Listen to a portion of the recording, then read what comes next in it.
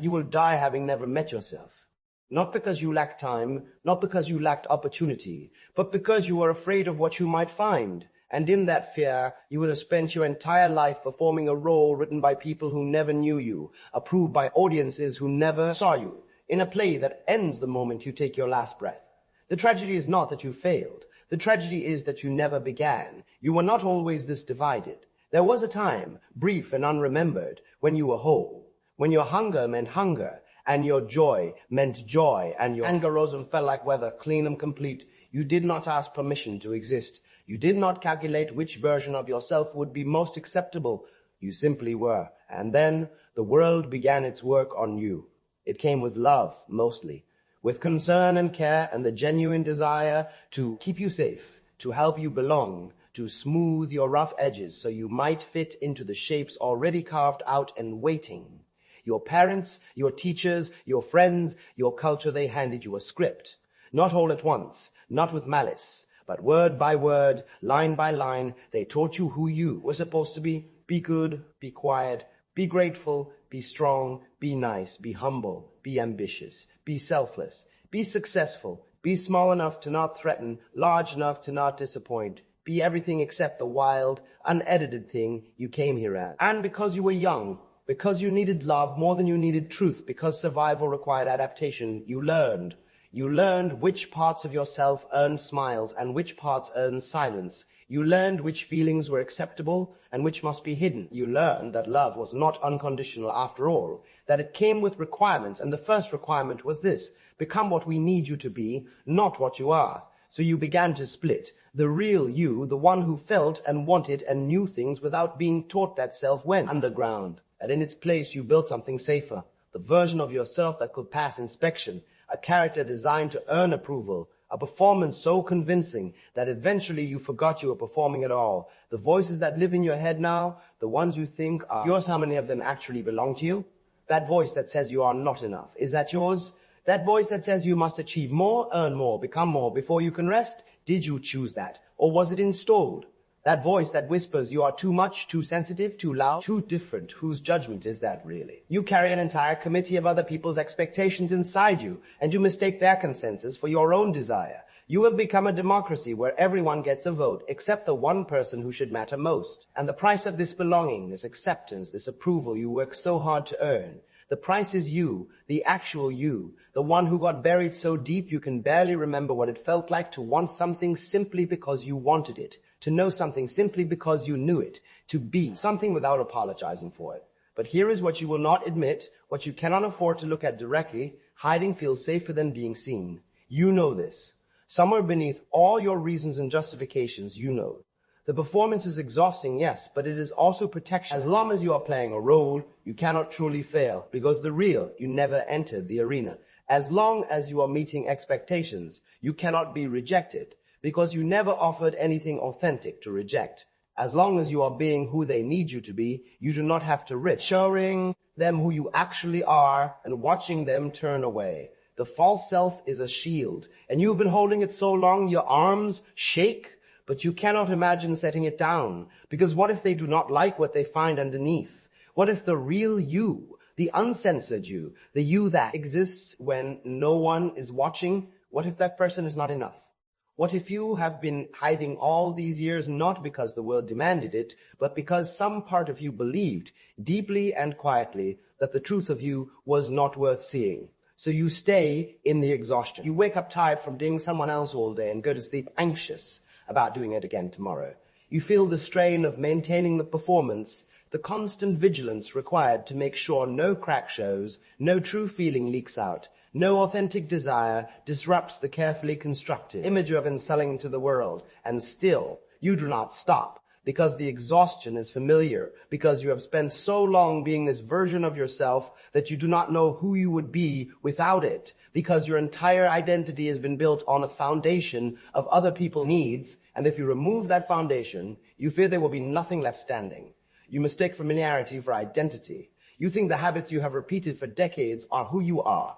You think the roles you have played for so long have become your nature. You think the mask is fused to your face. But a mask is still a mask, even when you forget you are wearing it, and beneath it, you are not nothing. Beneath it, you are not empty. Beneath it, you are not empty. Beneath it is the self you abandoned, tired of waiting, tired of being ignored, but not gone, never gone, just buried, just silenced, just locked in a room you stopped visiting because the grief of seeing it was too much to bear. What you protect by staying small is not safety. It is the illusion of safety. What you protect is the fantasy that if you just perform well enough, if you just meet enough expectations, if you just become what everyone needs, then finally, you will be loved. Not for who you are, but for who you pretended to be. And you will spend your whole life wondering why that love never feels like enough. So you run, not with your feet, but with your attention. You fill every moment with motion, with obligation, with the endless tasks that keep you from having to sit still and face yourself. Busyness becomes a refuge, a noble one, a respectable one. You are not avoiding your life, you tell yourself. You are living it. You are productive. You are responsible. You are needed. And if you collapse into bed each night too tired to think, too numb to feel, well, that is just the cost of being a good person, is it not? No, that is the cost of being afraid. You pack your calendar until there is no space for silence, because in silence you might hear the voice you have been ignoring. You scroll and stream and consume until your mind is too cluttered for clarity, because in clarity you might see what you have been avoiding. You seek productivity, achievement, validation, anything that confirms you are doing enough, being enough, earning your place. Because if you stop long enough to ask what you actually want, the answer might shatter everything you have built. The world applauds your busyness. It rewards your exhaustion. It calls your avoidance dedication. And you accept the applause because it drowns out the quiet question underneath. What are you running from? You are running from self-knowledge, from the truth of your own desires, from the reality of your own discontent, from the gap between who you are pretending to be and who you actually are. And every hour you fill is an hour you do not have to bridge. That gap, you seek answers everywhere except within. You read the books. You listen to the podcasts. You follow the influencers who promise that if you just do these 7 things, if you just adopt these habits, if you just think these thoughts, you will finally feel whole. And maybe some of it helps. Maybe some of it is true. But none of it can tell you who you are. None of it can do the work of turning inward and sitting with the discomfort of your own truth. Because that work is yours alone. And it cannot be outsourced. You have become addicted to external validation, to the metrics that confirm your worth, to the likes and the promotions and the compliments that tell you that you are doing it right, that you are enough, that you matter. But the hunger never ends. The need for proof is insatiable because you are trying to fill an internal void with external approval. And it does not work. It will never work. You already know this. You have achieved the things. You have earned the praise. And still, in the quiet, you feel empty. The gap where truth might enter, you fill with noise, with distraction, with anything that keeps you from having to be alone with yourself for long enough to hear what you've been refusing to listen to. And the cost is not just exhaustion. The cost is your life. The cost is your life thing, your days serving a version of yourself that does not exist, chasing goals you do not actually want, living according to values you never chose, all to avoid the terror of admitting, I do not know who I am, and I am afraid to find out, because finding out has a price, and the price is high. To become yourself, you must lose who you have been. You must let go of the identity you built, the one that earned you approval and kept you safe and gave you a place in the world. You must risk the relationships that depend on you staying small, staying convenient, staying the version of yourself they need you to be. Some people will not survive your honesty. They cannot. They built their understanding of you on a foundation of your compliance. And when you step outside the role they assigned you, when you stop performing the script they gave you, they will experience it as betrayal. And in a way it is. You are betraying their expectations. You are betraying their need for you to remain fixed, knowable, manageable. But what is the alternative? To betray yourself instead, to spend your entire life contorting into shapes that fit other people's needs while your own soul withers from neglect. You cannot have both. You cannot be true to yourself and to everyone else's version of you. One must be chosen. One must be sacrificed. And most people, when they reach this crossroads, choose to sacrifice themselves. Because the grief of losing others feels more immediate than the grief of losing yourself. Because disappointing people feels worse than disappearing. But here is what they do not tell you. The grief of self-abandonment does not go away. It accumulates every time you say yes when you mean no, every time you perform when you want to rest, every time you silence your own no. To keep the peace, it costs you, and the bill comes due. Maybe not today, maybe not this year, but eventually you will wake up and realize you have spent decades building a life that does not belong to you, and the person you were supposed to become is still waiting, and you are running out of time. Grief is the doorway to becoming. You must grieve the life you will not live, the approval you will not earn, the belonging you will not have if it requires you to be someone else. You must feel the weight of what you are releasing. You must let yourself mourn the easier path, the one where you keep pretending, keep performing, keep lying to yourself and calling it love. And most people cannot bear it.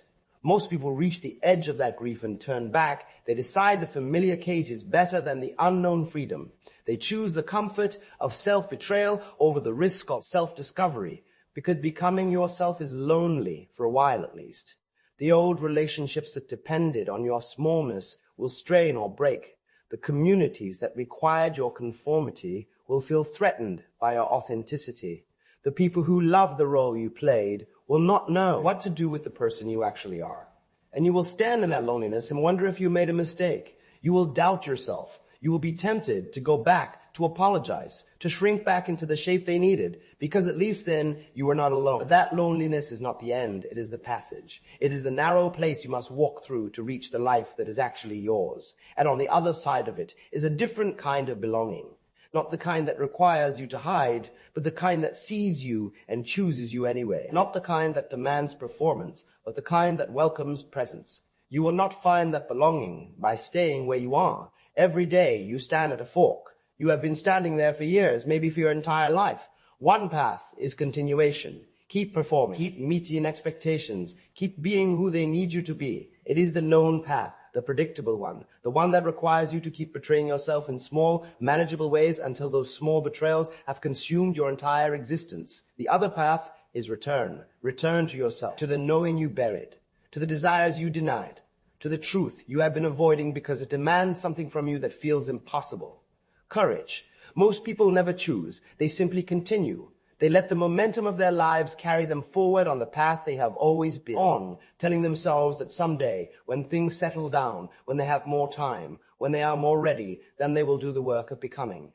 But that day does not come, because there is always another obligation, another expectation, another reason to delay. And each day of delay is another day of betrayal. Small, quiet, easy to justify. You tell yourself it does not matter, that this one compromise is not significant, that you will stand up for yourself tomorrow or next week or next year. But the compromises accumulate. They build on each other, and each one makes the next one easier, until you have created a life made entirely of concessions, and you cannot remember the last time you honored what you actually wanted. What does it mean to betray yourself one more time? It means choosing comfort over truth. It means silencing the voice inside you that says, this is not right. This is not me. This is not the life I was meant to live. It means waking up tomorrow and the day after and the day after that and continuing to perform a role that exhausts you in service of people who do not actually know you, for approval that will never satisfy the hunger inside. The cumulative weight of small surrenders is not small. It is your life. It is the sum of every moment you chose safety over authenticity, every time you swallowed your truth to keep the peace, every time you made yourself smaller so someone else could feel bigger.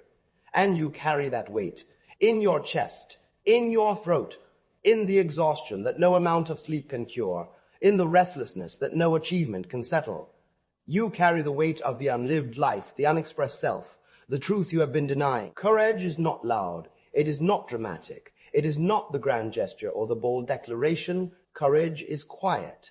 Courage is the decision made in the privacy of your own heart to stop lying to yourself. Courage is the willingness to disappoint someone else rather than abandon yourself. Courage is saying no when it would be easier to say yes. Courage is choosing discomfort over dishonesty. The first step is admitting you have been asleep, that you have been going through the motions of a life that does not belong to you, that you have been performing for an audience that will never be satisfied because they fell in love with the performance, not the person. You do not need to know how it will all turn out. You do not need a plan. You do not need certainty. You need only to wake up, to open your eyes, to admit this is not who I am, and I cannot continue pretending it is. What comes next is practice, not revelation, not sudden transformation. Practice. You must learn to hear your own voice beneath the noise, beneath the committee of expectations, beneath the voices of your parents and your teachers and your culture, beneath the fear and the doubt and the shame. Is a voice that is yours alone. It has been speaking to you your entire life, quietly, persistently, in the moments when you feel most yourself, most alive, most true, in the desires that will not go away no matter how many times you dismiss them, in the knowing that rises up when you stop thinking long enough to feel. That voice is not loud. It does not shout. It does not compete with the noise. It waits, and if you want to hear it, you must create the conditions for listening. Silence, stillness, space, the things you have been avoiding. You must sit with yourself, not with your phone, not with your tasks, not with your distractions, with yourself. And you must be willing to feel what rises, the discomfort, the grief, the anger, the longing, all of it. Because your truth lives on the other side of those feelings, and there is no way around. Only through the daily choice to honor what you know is not easy. It means acting on the truth even when it costs you.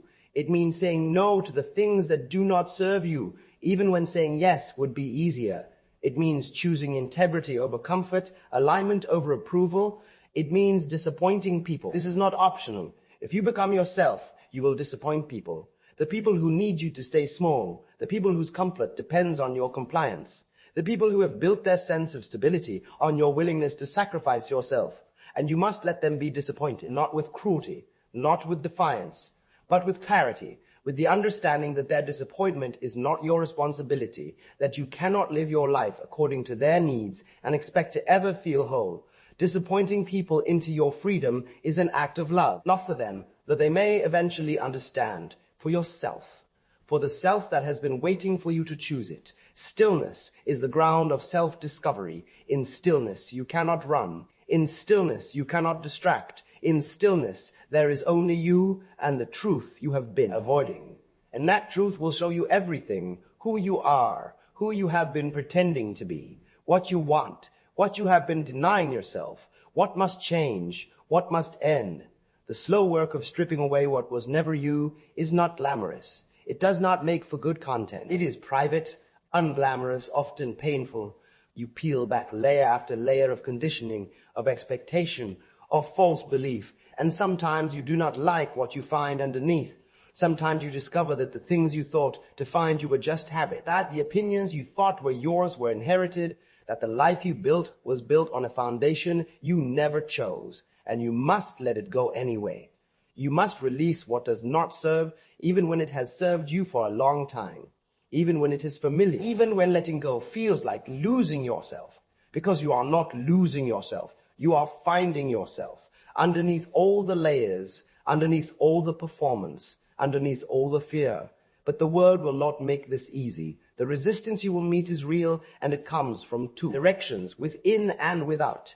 Inside you, there are voices that would defend the old you.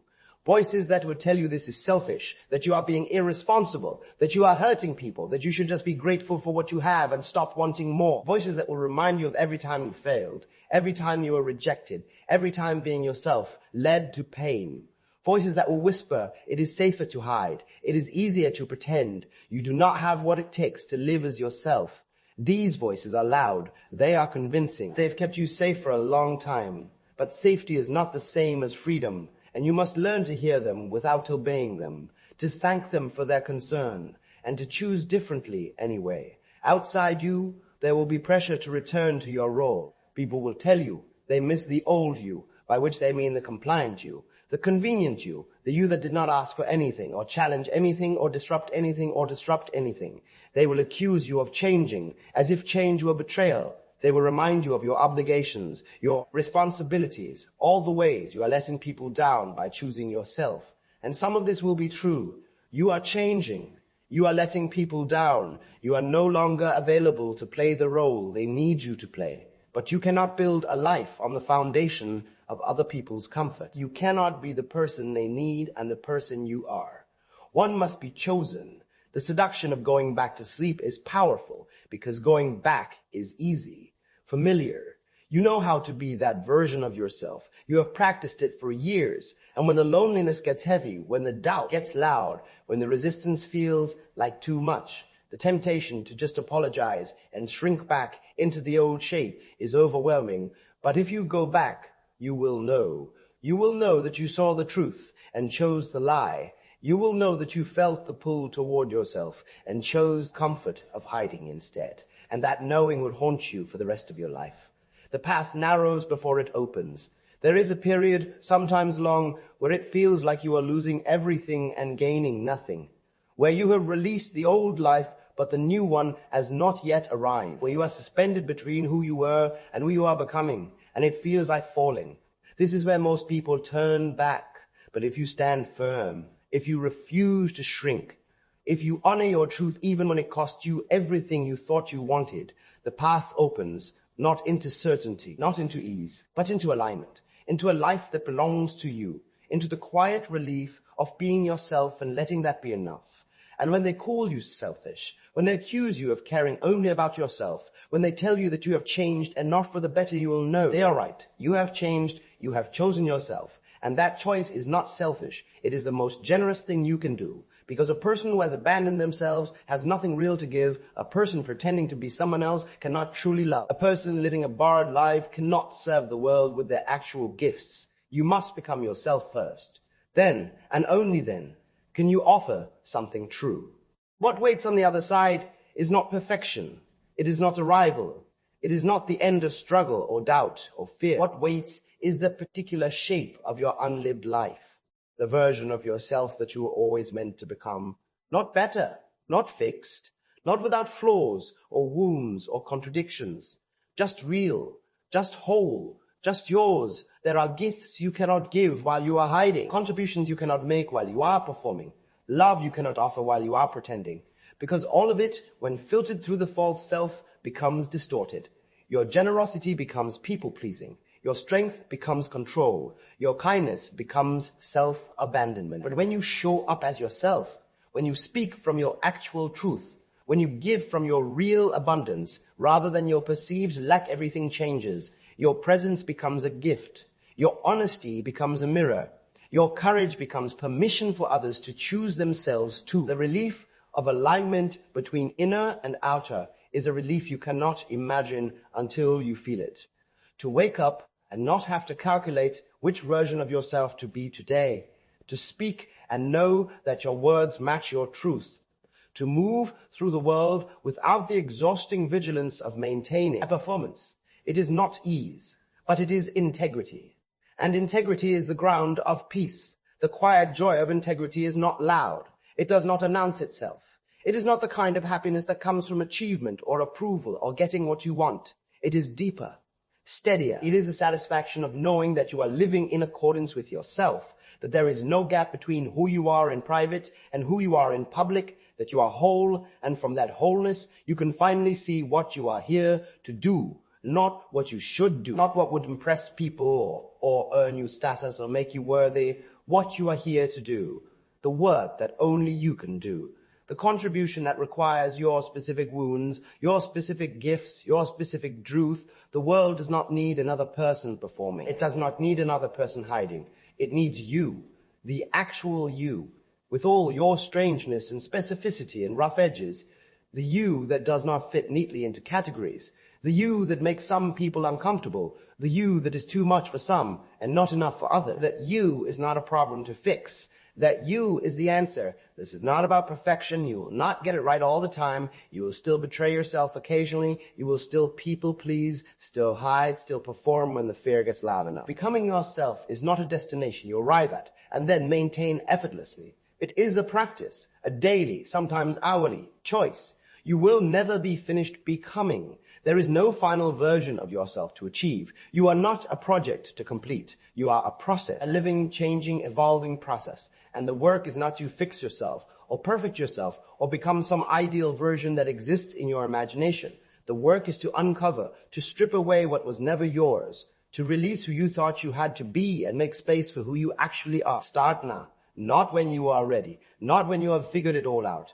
Not when the conditions are perfect. Now, from exactly where you are, with exactly what you have, in the middle of the mess and the doubt and the fear, because waiting is just another form of hiding, waiting for permission, waiting for certainty, waiting for someone to tell you that it is okay to be yourself. But that permission will never come from outside. It can only come from you. What you are protecting is not worth the price. Whatever you think you will lose by being yourself, the approval, the relationships, the security, the belonging, is not worth the cost of losing yourself, because you are already paying that cost every day, in exhaustion, in emptiness, in the quiet despair of living a life that does not belong to you. The world needs who you actually are, not who you think you should be, not who would be most acceptable, or most successful, or most loved. Who actually are, with your particular vision, your particular voice, your particular way of seeing and being and loving. There are people who need what only you can give, problems that only you can solve, beauty that only you can create. But none of it can happen while you are pretending to be someone else. You already know what you must do. You have always known. Beneath the noise and the doubt and the fear, there is a knowing. A quiet, persistent knowing that will not be silenced no matter how many times you ignore it. It has been with you your whole life. In the moments when you felt most yourself, in the desires that would not go away, in the dreams you dismissed as impractical, in the voice that whispers when you are alone and the distractions fall away, this is not the life you were meant to live. That knowing is not wrong. It has never been wrong. You have just been too afraid to trust it. The work is not to create yourself. You already exist. The work is to uncover what has always been there, to remove the layers of conditioning and expectation and fear until you can see clearly what was true all along. You are not starting from nothing. You are returning to the self you abandoned when you learned that being yourself was not safe, not acceptable, not enough. That self is still there, waiting, not with judgment, not resentment, just waiting for you to remember. And when you do, when you finally choose yourself, when you step into the truth of who you are and let that be enough, you will look back and wonder why you waited so long. You will see all the years you spent performing, hiding, pretending, and you will feel the grief of that. But you will also feel something else. Relief. The relief of finally coming home, not to a place to yourself,